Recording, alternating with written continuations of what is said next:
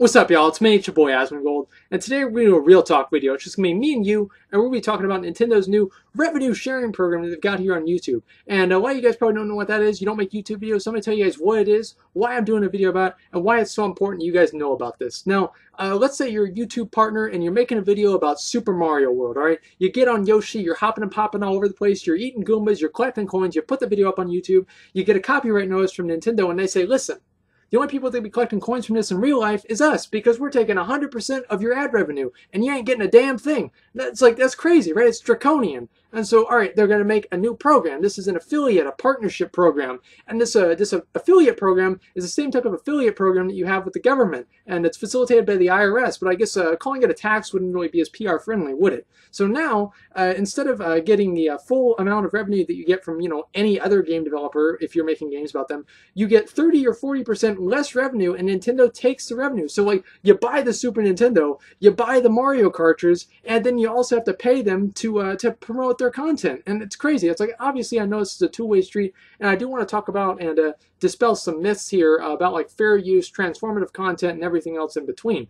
And so, is this fair use? It doesn't matter, because this is YouTube's rules. YouTube is always going to favor the company over the individual. It's going to happen every damn time, and there's nothing you can do about it. So it doesn't matter if it's fair use. It doesn't matter if it's transformative content. It has nothing to do with this, because YouTube is making the rules, and they're going to go by what Nintendo says. Now, the next thing, okay, so let's say, all right, you make videos, and you're like, all right, this is great. I can still make a, I just have to pay. I don't really get quite as much money, but I'm still going to be able to get some money from making videos, right? No, come on, settle down, settle down. You can only get money out of this creators program, and it's only facilitated if you play certain games, right? And some of these games I didn't quite remember their names, but I know that a couple of them weren't on the list. I just can't. I mean, they just didn't really stick in my mind. So let me read them out for you guys. Two games that actually aren't on the list. Legend of Zelda. Ocarina of Time. I don't know if you've heard that one. And then there's another one here.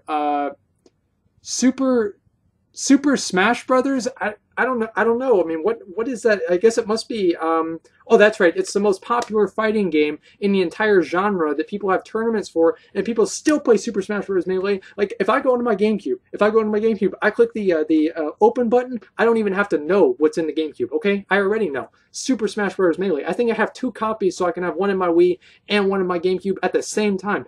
Everybody plays this game, and so those 2 games are not even on the list. You can't even make money if you're making videos about Super Smash Bros. Or Ocarina of Time. And guys, all right, so I'm thinking, all right, okay, maybe it's not that, I guess like Japan is in a different time zone, so they haven't quite made it to 2015 yet, okay? Maybe it's that they have a very casual audience with Nintendo games, and they don't want to create a very competitive atmosphere that might alienate casual players.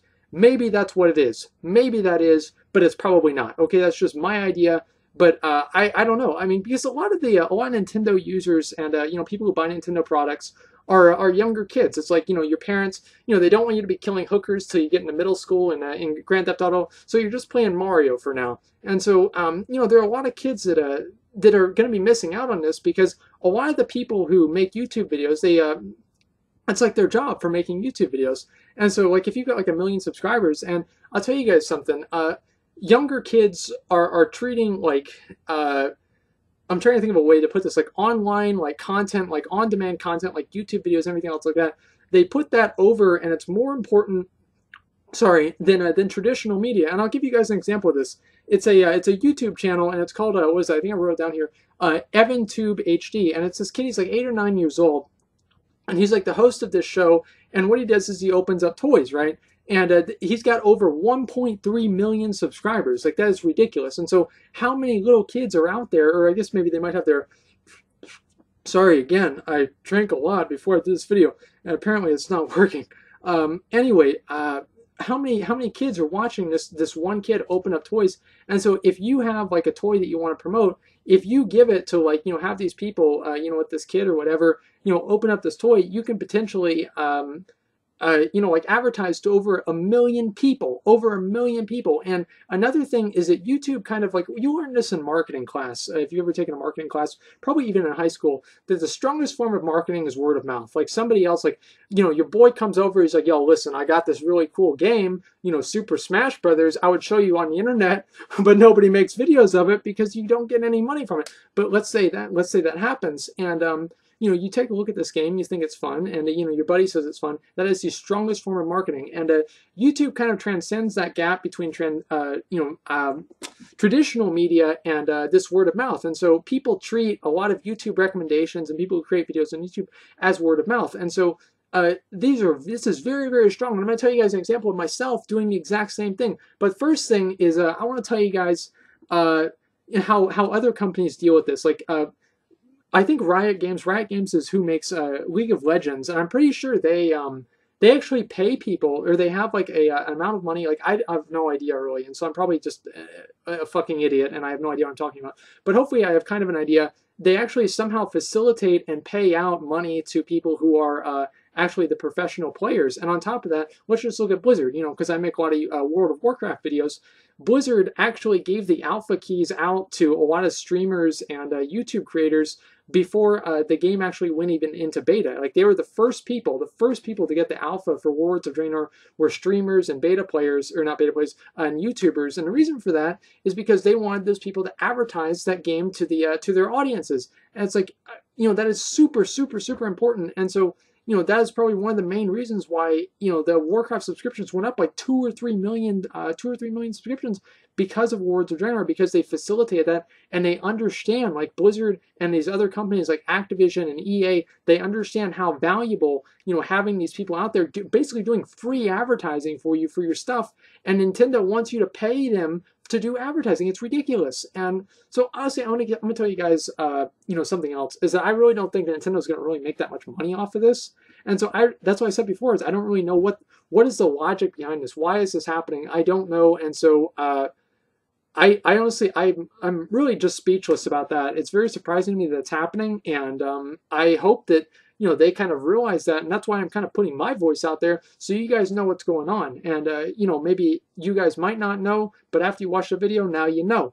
I think there's a song that says that. I don't even remember, but I didn't know how to do the tune. Anyway, so I'm going to tell you guys an example of myself starting and playing a game because of, I guess, like watching it on YouTube. And that game is called Path of Exile. Now, if you guys don't know, I used to always watch Kripparrian's videos back whenever he made Diablo videos and Warcraft videos. Every single day I'd watch his videos. And so one day I saw him playing this new game, Path of Exile. And I was just like, what is this game? I saw him playing it. And so like, I really was into Diablo. And so I was like, all right, if he loves this game, as much as because he's saying is really great.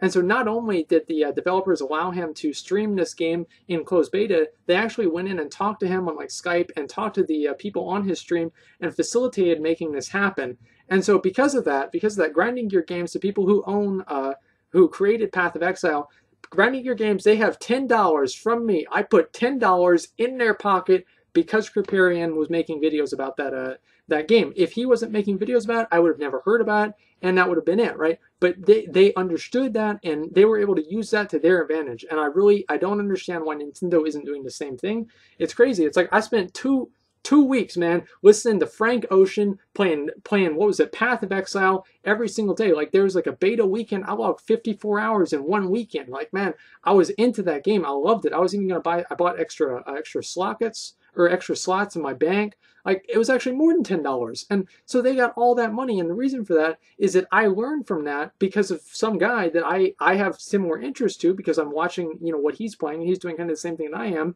And I say, hey, maybe I might like to play this game too. That's so important, and I don't understand why Nintendo is doing this. It makes no sense to me, and I think that a lot of other people kind of feel the same way. It's like, did they really need the money? And I did look, like, yo, guys, by the way, I did look at their like revenue for like recent years and like quarters. Woo-hoo!